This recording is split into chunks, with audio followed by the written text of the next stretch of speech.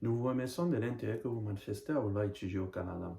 Après avoir examiné attentivement votre demande et les pièces justificatives qui vont avec, je conclus que votre demande ne satisfait pas aux exigences sur l'immigration, la protection des réfugiés et son règlement. C'est en ces termes que l'immigration vous manifeste clairement son refus vis-à-vis de votre demande.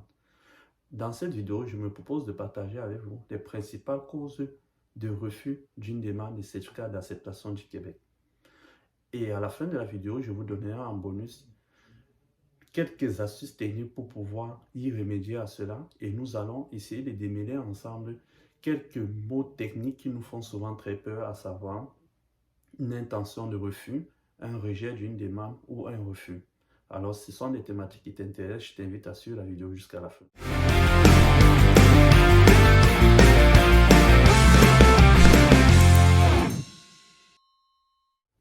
Salut à tous et bienvenue dans cette nouvelle vidéo. Si c'est la première fois que tu t'y trouves, je me nomme William Chapman et sur cette chaîne, nous parlons d'immigration, d'études et d'investissement.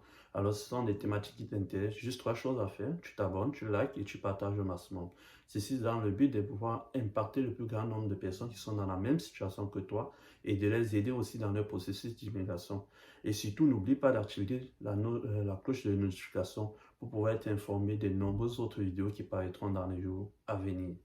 Dans la vidéo d'aujourd'hui, nous allons essayer de voir les différentes causes de refus des demandes de certificat d'acceptation du Québec. En premier point ici, je vais noter la capacité financière qui est l'élément le plus important.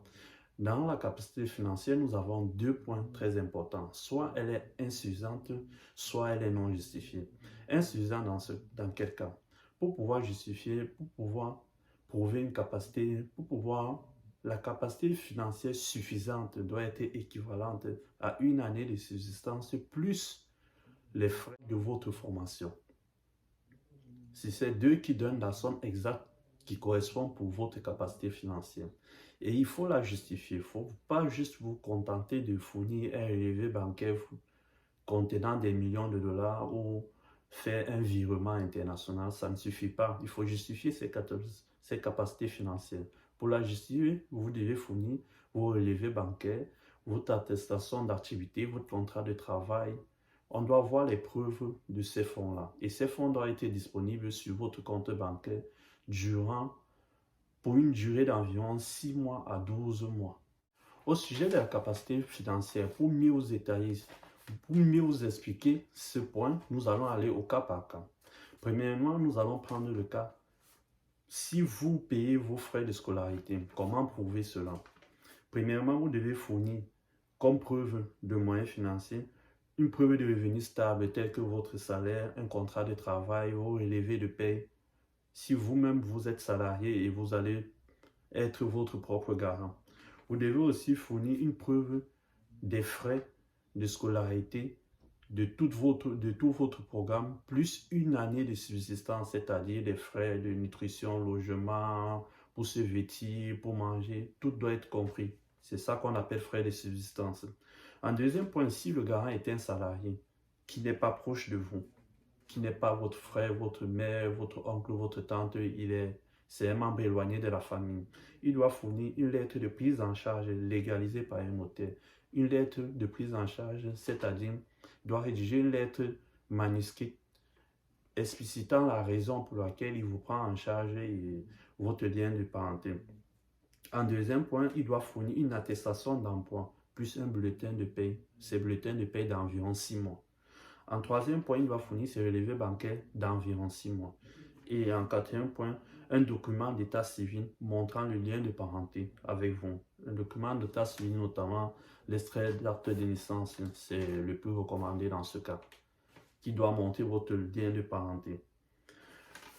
Si votre garant est un travailleur autonome ou un entrepreneur, il doit fournir comme preuve une lettre de prise en charge légalisée aussi, un relevé bancaire de la société d'environ de 6 à 12 mois environ, un état financier de la société si ça existe déjà, une copie du registre du commerce et de la carte d'impôt s'il en a, et le document d'état civil aussi qui montre votre lien de parenté pareil, il doit le fournir. Si par contre vous êtes un boursier, Et pour justifier votre preuve de capacité financière, vous devez fournir juste une attestation montrant le montant de la bourse et ses conditions. Et si la bourse est partielle, vous devez fournir une preuve qui montre le reliquat, que vous êtes en mesure de pouvoir payer le restant d'argent, pouvoir compléter la bourse pour pouvoir atteindre la somme adéquate pour votre programme d'études. La deuxième cause de refus de CAQ, dans ce cas, est le lien de parenté non justifié. Vous devez pouvoir prouver votre lien de parenté avec le garant. Comment le prouver? Nous avons dit notamment par les preuves d'extrait de carte, d'extrait d'acte de naissance. Je prends un exemple. Si votre garant est par exemple votre tante maternelle, par exemple, vous devez fournir l'extrait d'acte de naissance de votre tante maternelle et l'extrait d'acte de naissance de votre mère à vous. Les deux réunis prouvera nettement que votre lien de parenté avec le garant en question. Donc, il est important de fournir les deux, pas juste pour le membre de votre famille, mais pas juste pour votre mère, mais aussi celui de votre garant. En troisième point, ici, nous avons la prise en charge qui est non expliquée. Si le garant, dans ce cas, est un membre de la famille éloigné, il doit fournir à l'appui des pièces justificatives que vous avez mises une lettre explicative montrant, donnant les raisons pour lesquelles il vous prend en charge. Il est important de l'écrire, de le faire de manière manuscrite. C'est très important pour l'administration pour pouvoir voir le lien de parenté aussi, les raisons, ses motivations à lui. En quatrième point ici, nous avons le plan d'études qui est non explicite ou illogique. Je fais ici allusion aux personnes qui choisissent un programme d'études qui est à un niveau équivalent à leur niveau actuel ou inférieur. Il serait un peu illogique de quitter d'un certain niveau d'études et de se rabaisser encore. Pour cela peut arriver, ce n'est pas faux, mais vous devez fournir une lettre explicative pour justifier les raisons. Il y en a certains qui font un changement de carrière complet. Un médecin qui se trouve soudeur ou un diplomate qui se trouve mécanicien. C'est un changement de carrière complètement, un changement à 360 degrés comme on a l'habitude de le dire. Cela n'est pas impossible. Il suffit juste de justifier. Et pour le justifier, vous devez faire une lettre manuscrite écrite expliquant votre motivation, pour quelles raisons vous changez complètement de programme d'études par rapport aux études que vous avez faites dans les années antérieures. Le cinquième point dans cette vidéo est l'inadmissibilité à une assurance médicale. Il faut noter ici que lorsqu'on fait une demande de CAQ étant à l'extérieur du pays, depuis l'Afrique et certains pays en Europe aussi, vous n'avez pas besoin de fournir une preuve d'assurance médicale à cet instant-là. Mais si vous faites votre demande de certificat d'acceptation du Québec depuis le territoire canadien, si c'est dans le cadre d'un renouvellement de certificat d'acceptation du Québec, il est impératif de pouvoir fournir une preuve d'assurance maladie. Sinon, vous entrez dans le cadre de ceux qui ne respectent plus les exigences de leur permis d'études ou de leur certificat d'acceptation du Québec qu'ils avaient eu, ou de leur statut tout simplement. Car pour résider sur les territoires canadiens, il est impératif d'avoir un statut et d'avoir une assurance médicale.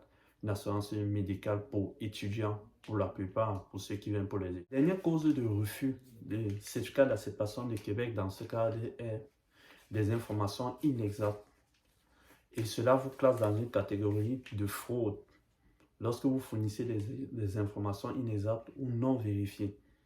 S'il s'avère qu'elles sont fausses, l'immigration vous classera dans la catégorie de fraude et vous allez écoper d'une peine de 5 ans pour interdiction des territoires. Et cela, je pense que même après les 5 ans, il vous faut une preuve assez solide pour pouvoir y accéder encore sur les territoires canadiens.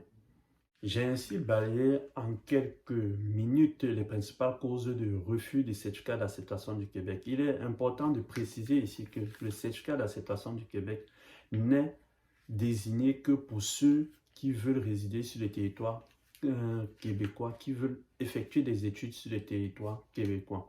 Si vous allez dans d'autres provinces, comme en Ontario, Nouveau-Brunswick, en Nouvelle-Écosse, elle est aussi sur le territoire canadien, mais c'est dans d'autres provinces autres que le Québec. Vous n'avez pas besoin d'un certificat d'acceptation du Québec. Mais pour résider sur le territoire québécois, il vous est impératif pour pouvoir étudier sur le territoire québécois comme étudiant étranger. Et aussi, comme je l'ai dit plus haut, la preuve de capacité financière. Si vous faites votre demande depuis l'Afrique notamment, vous n'avez pas besoin de fournir une preuve de capacité financière, vous êtes exempté de cela. Mais si c'est dans le cas d'un renouvellement sur les territoires canadiens, si vous venez d'Afrique, vous avez déjà obtenu un certificat d'acceptation du Québec, ou si vous êtes déjà sur le territoire canadien et vous voulez effectuer une demande de certificat d'acceptation du Québec, vous devez impérativement fournir une preuve de capacité financière. Et cette preuve de capacité financière est la même que celle que vous avez fournie lorsque vous effectuez votre demande de permis d'études. À présent, dans la dernière partie de cette vidéo, nous allons essayer de démêler ensemble quelques termes techniques. Notamment, nous avons premièrement une intention de refus. C'est quoi une intention de refus?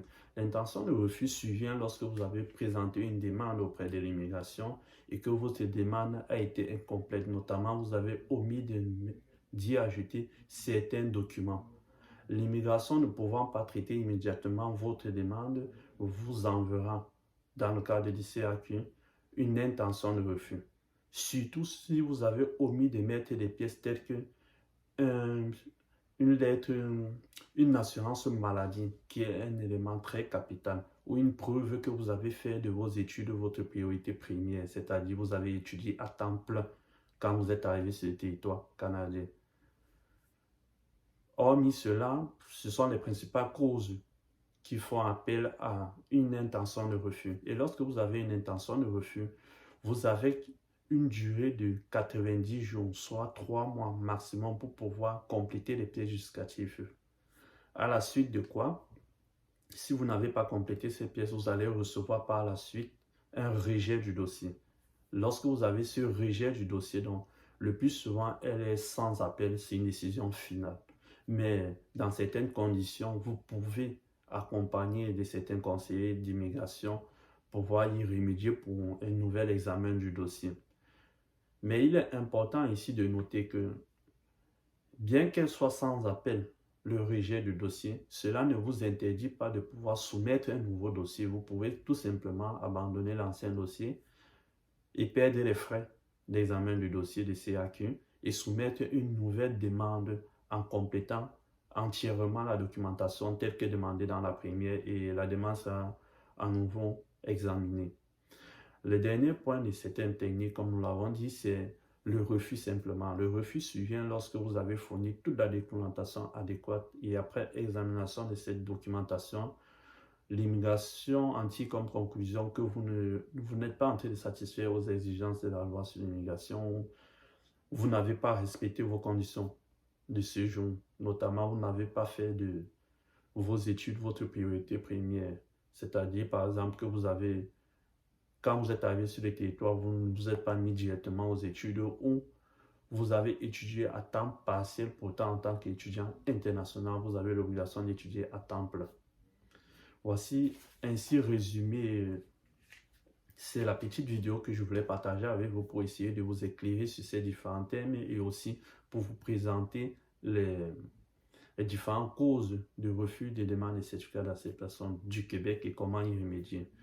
Je vous laisse le soin de pouvoir mettre en commentaire vos questions, vos réflexions et si j'ai omis de mettre certains points, on peut en débattre en commentaire. Sur ce, je vous dis à la prochaine vidéo. Ciao.